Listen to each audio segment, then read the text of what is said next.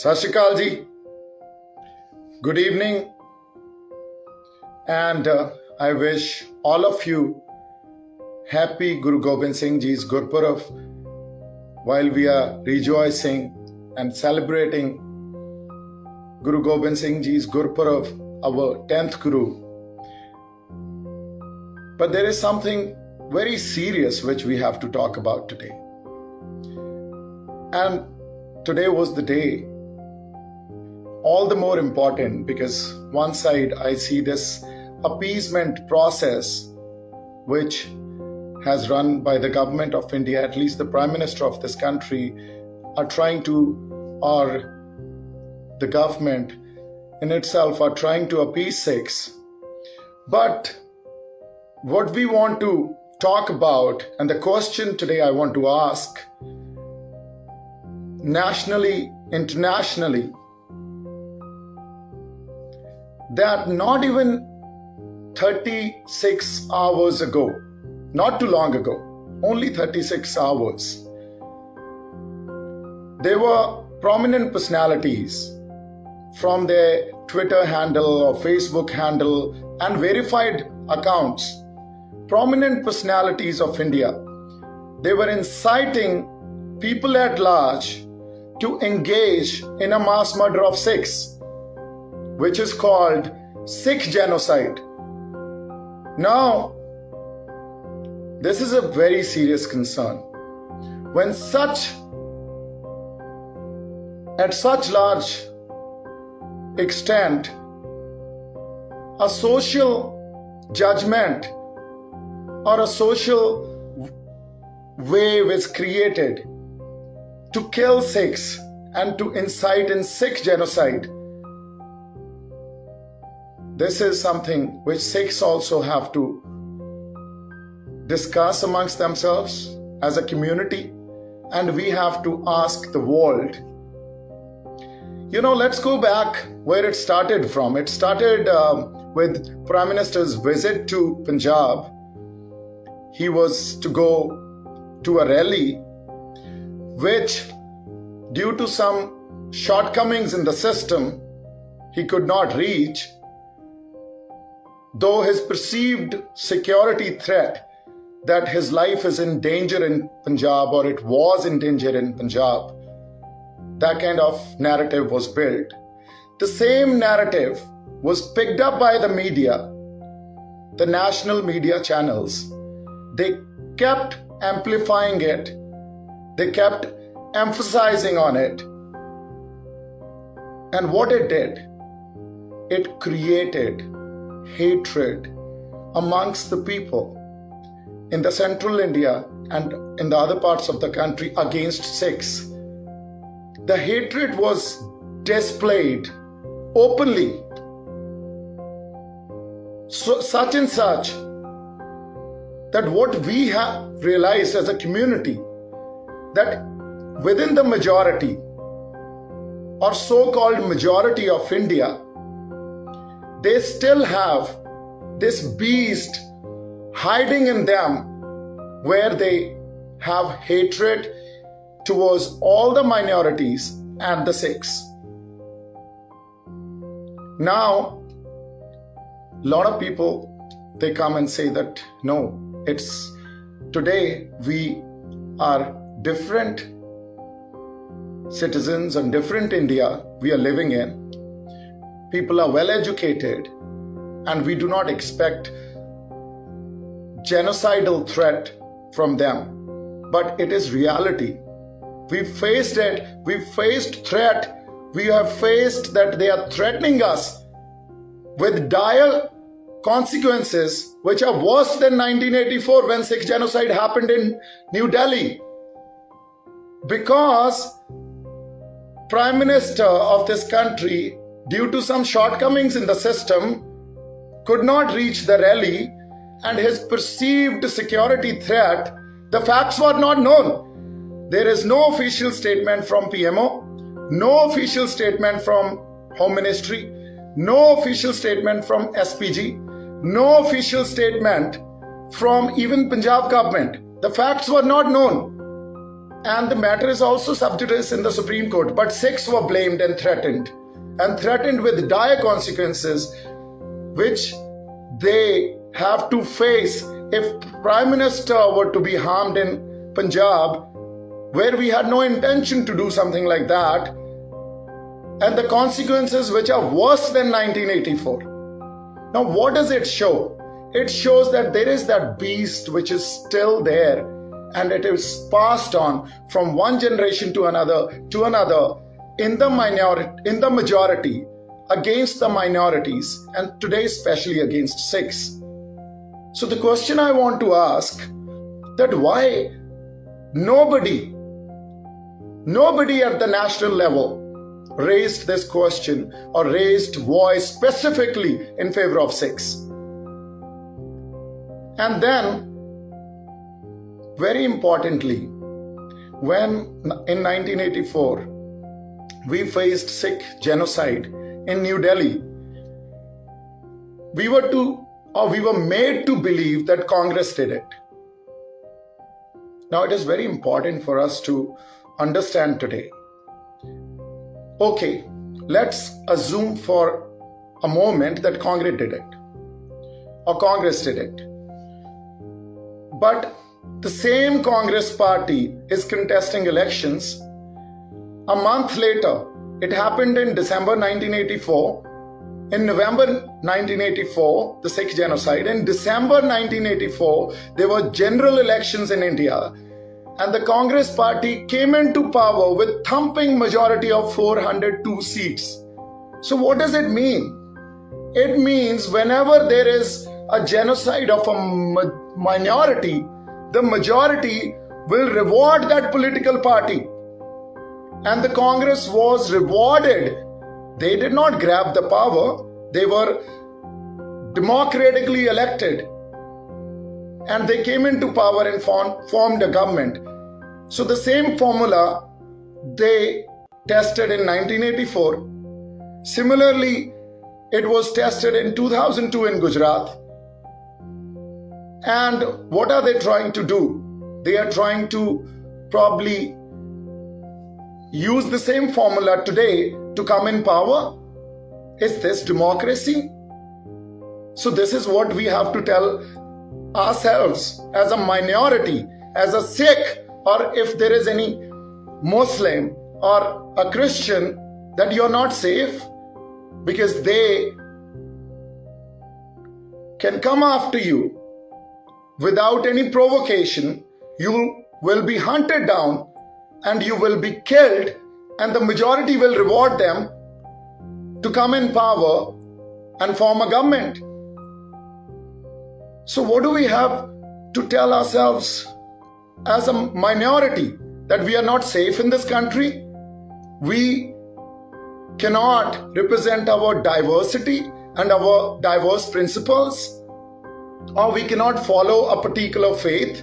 And if we do not align ourselves with the majoritarian system, then we will face dire consequences or will be threatened that a genocidal program will be run against us. I want to tell all my Sikh brothers that no matter how many langars you'll host, no matter how many oxygen cylinders you'll distribute, no matter in crisis you will help this nation, no matter that you will in every natural calamity donate or go and help the needy and people who need help, or people who require they have some basic requirements. It takes 1 second for the majoritarian system and the majority to forget about all that and to kill you. This happened in Delhi in 1984. Irrespective of the fact what party, political ideology or party you belong to, or what you have done for the nation, they do not care about nation building. What they do, they in 1984 attacked General Arora, who was a national hero in Bangladesh war. They also attacked Air Chief Marshal Arjun Singh Ji. Even Gyani Jail Singh's car was attacked when he was a president of this country. So what actually, when this genocidal impulse flares up, what it does, they attack your identity and they attack your appearance. No matter in what political system you are in, what party you are serving. So I want to tell my fellow Sikh brothers that it takes 1 second for them to burn down the same Gurdwara in which they're eating langar from. Is this what we are living in? And this is the largest democracy that we as a minority, whenever there is an expression, whether it is to do with our rights or it is to do with our existential crisis, we have to face genocidal threat. This happened on the 26th of January when we were defamed, we were ridiculed, and then we were isolated, and then we had to go to jails. And we are still facing different criminal cases or charges on us. So the question is very relevant that anywhere we are sitting in this country, because they've gone down to an extent saying that it will not only be restricted to New Delhi, it will be the genocidal program which they threatened us to run. It will be pan-India and even internationally. Now the question becomes very relevant that all of us, people like me, who are living outside Punjab, what do they have or what do they feel? That they can be hunted at any point of time, they'll be hunted down, then they will be killed by the mob, and what we have to do is stare at our murder or death. And the threat which was coming, that irrespective of your gender and age, you will forget 1984. Now this is a very serious question, and this is a very serious situation which has to be brought into light, because the situation or this crisis or this whole event of Prime Minister visiting Punjab, where we feel as Punjabis, as Sikhs, that he's absolutely safe because we respect that position, though ideologically we can differ from him, but we respect that position he's holding, that chair he's holding, and we understand how important it is to show respect. And he was most welcome. Nobody is saying that you cannot go and hold a rally or conduct your meetings, political meetings. If there were farmers protesting, they were protesting for their genuine concerns peacefully. Now the law says, the Supreme Court in itself says that you can protest peacefully. It does not say that if a Prime Minister is probably going to hold a rally, then you cannot protest.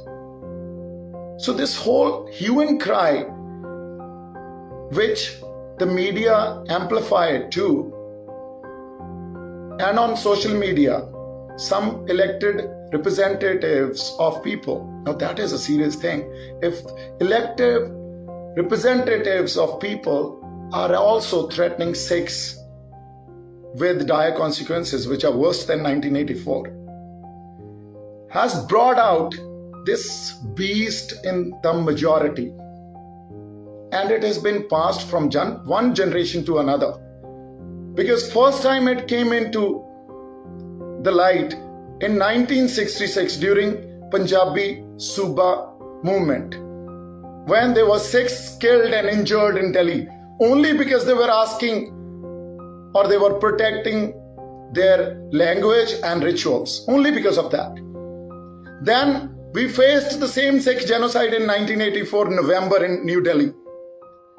We faced Sikh genocide in Punjab from 84 to 2002. So again, if we are after so many years at the same juncture, that means this beast in majority still hiding there. So I want to also ask a question to the majority of our country, or to all the peace-loving people, or people who reward such political parties who engage or incite people at large to engage themselves in any genocide, that you may be rewarded in India. What are you going to do, and what are you going to represent at the international level when you go for United Nations meetings or conferences at that platform, when you go for European Union conferences? What are you going to represent there yourself as? That we are a country or a civilization which is more than 5,000 years old, and we are engaged in mass extermination of a microscopic minority like Sikhs because they did not align with our ideology, because they have different principles, because there is diversity in them, and we do not acknowledge and we cannot allow them to have their diversity. Either they assimilate within us, or we will eliminate them and run a genocidal program. So what? Kindly tell us, after Sikhs, who's in the wait list? Are Muslims in the wait list, or Christians are in the wait list? Please tell us this. Because the beast is not going to stop. It is passed on from one generation to another, and it is still hiding in that majority in India. You know, let's historicize this. It is the same program which Nazis have run against the Jews in 1930. Again, same program, 360. Across 360, they were attacked, they were threatened, they were ridiculed, they were defamed. And same happening with Sikhs, because there was this bully by app which came into the light, where they were impersonating Sikh names to auction some women, women who are activists, who are raising their voice against injustice. Now, why are you impersonating Sikh names? To defame them, to show that they are not only